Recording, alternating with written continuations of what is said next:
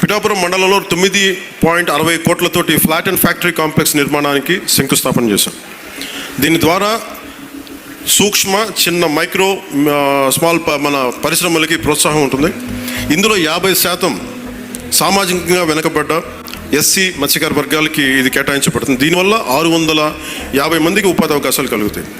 అలాగే ఉప్పాడ కోనపాపపేట గ్రామాన్ని వాతావరణ మార్పుల్ని తట్టుకునే సామర్థ్యం కలిగిన తీర ప్రాంత మత్స్యకారులకి గ్రామంగా అభివృద్ధి చేయడానికి 2 కోట్ల రూపాయలతోటి multipurpose fishery centre, dry fishing platforms, RO ప్లాంట్లని ఏర్పాటు చేస్తా ఉన్నాం.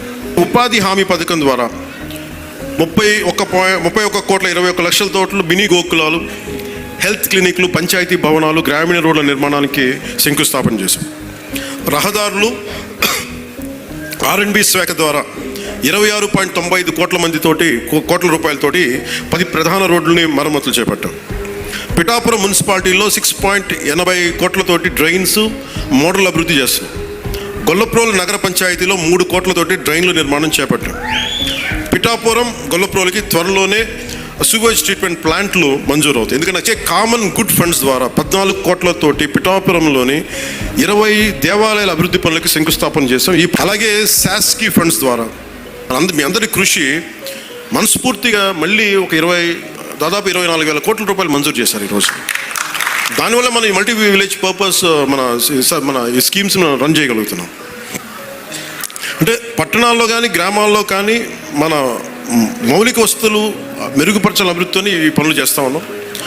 పిఠాపురం దేశానికి మోడల్ అని ఎందుకు అంటున్నానంటే, ఇది రోడ్డు లేని గ్రామం ఉండకూడదు, ఈ గుంతలు ముంపు ఉండకుండా ఏం చేయాలి, దీని మీద ఆలోచన చేస్తూ ఉన్నాం. నా లక్ష్యం అదే.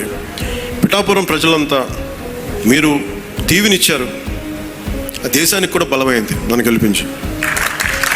మార్చి 14 సభ ఎప్పుడు దీని కేంద్ర స్థానం పిఠాపురంలోనే జరుగుతుంది.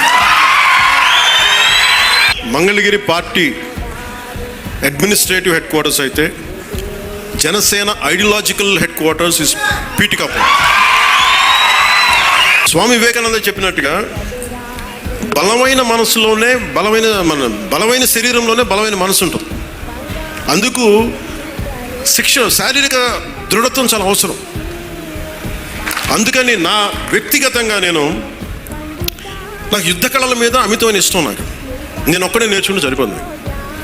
నేను పిఠాపురాన్ని ఇండియాలోనే అత్యున్నత ఉన్నతమైన మార్షల్ ఆర్ట్స్ అకాడమీ, యుద్ధ కళల ఒక అకాడమీని నేను పెట్టాలని నిర్ణయించుకున్నాను.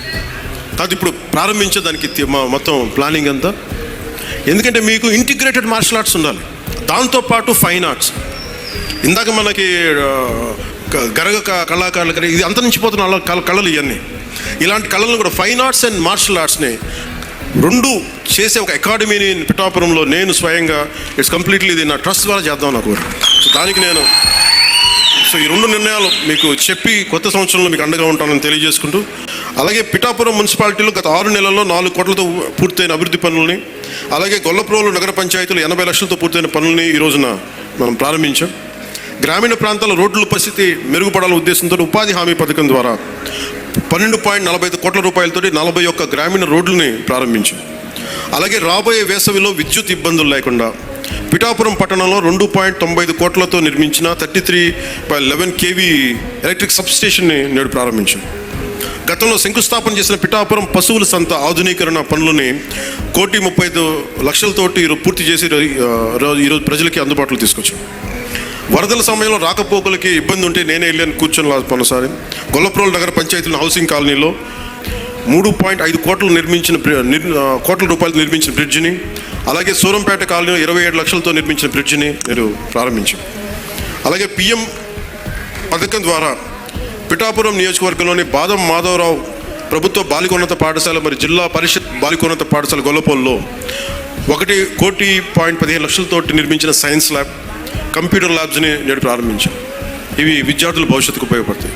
అలాగే 100 రోజుల ప్రణాళికలో భాగంగా ఉప్పాడ మత్స్యకార సోదరులకు ఇతర రాష్ట్రాల్లో శిక్షణ ఇచ్చాం.